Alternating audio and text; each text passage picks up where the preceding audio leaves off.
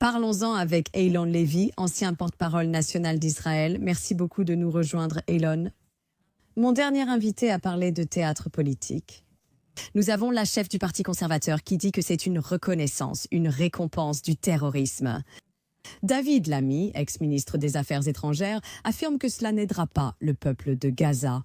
Mais quel est votre point de vue sur ce qui vient de se passer ici au Royaume-Uni ?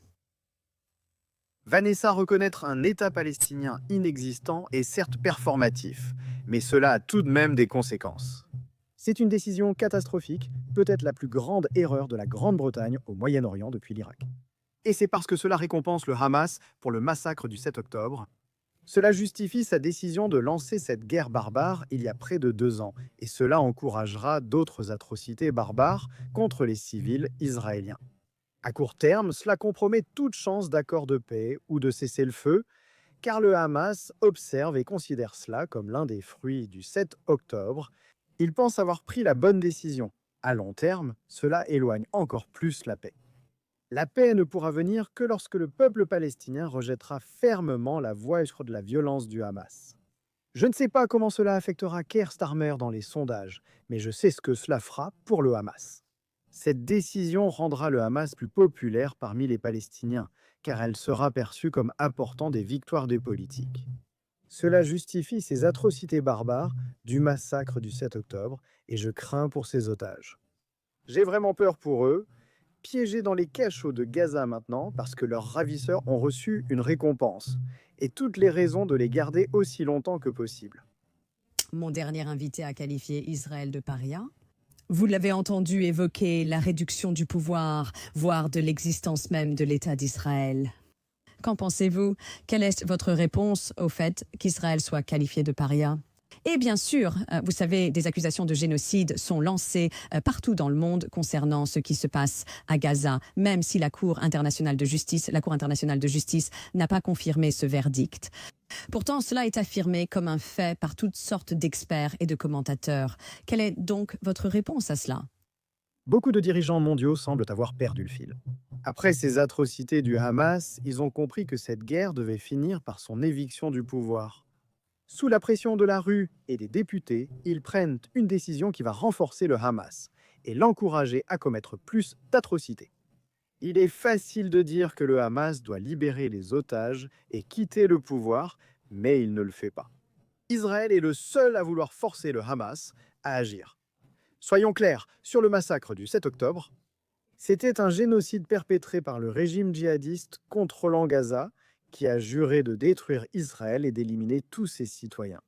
Cette campagne visait à massacrer un maximum de personnes de façon brutale et à prendre les survivants en otage pour soutenir la destruction totale de l'État d'Israël. Depuis, Israël s'efforce d'accomplir 2 objectifs. Renverser le régime djihadiste qui menace de recommencer sans cesse jusqu'à notre mort et ramener les otages affamés, torturés et menacés d'exécution. La guerre lancée par le Hamas il y a près de 2 ans peut finir dès demain s'il rend les armes et libère les otages, comme le réclame le monde entier.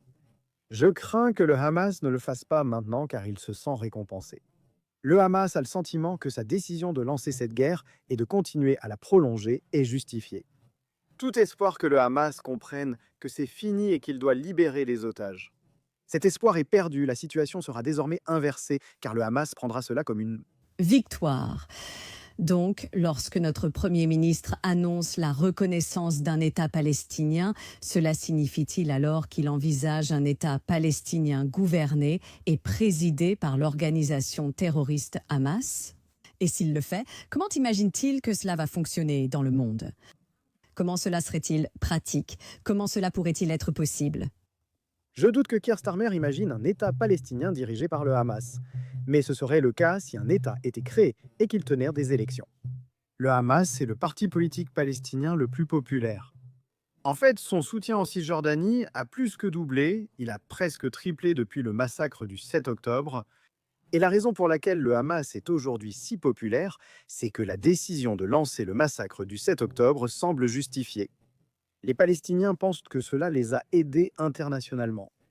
Et donc, cette décision de reconnaître un État palestinien leur apprend à considérer le 7 octobre ces actes de viol, de meurtre et de sauvagerie comme leur jour d'indépendance.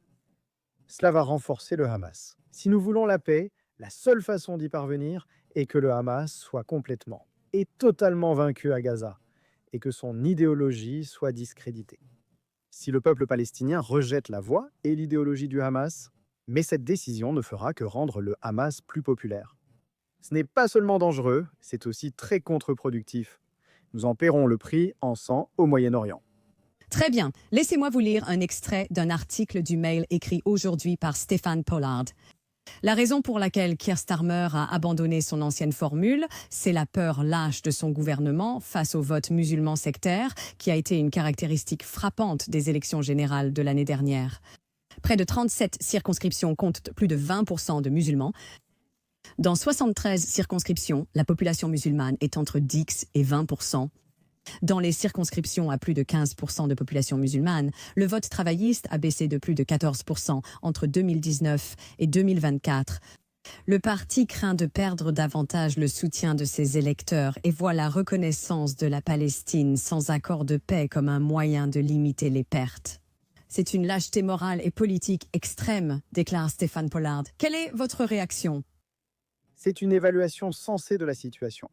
Keir Starmer cherche à obtenir des voix, mais pas du grand public, car selon un sondage du Télégraphe ce matin, 90% des Britanniques s'opposent à la reconnaissance d'un État palestinien sans condition pour les Palestiniens ou le Hamas, avant la libération des otages, le dépôt des armes et l'engagement à la non-violence. Je pense que la plupart des Britanniques comprennent que cette décision est vraiment catastrophique. Je ne suis pas sûr que Keir Starmer parle au grand public britannique, alors que la plupart du pays est déjà en turquoise et que le Parti travailliste espère surtout conserver ses sièges menacés par de nombreux indépendants musulmans lors du dernier scrutin. C'est aussi une décision très impopulaire en Grande-Bretagne, clairement faite pour satisfaire certains intérêts minoritaires, hélas au détriment de la sécurité nationale et de la politique étrangère du Royaume-Uni. Merci de m'avoir rejointe et pour votre point de vue, c'était Eylon Levy, ancien porte-parole national d'Israël.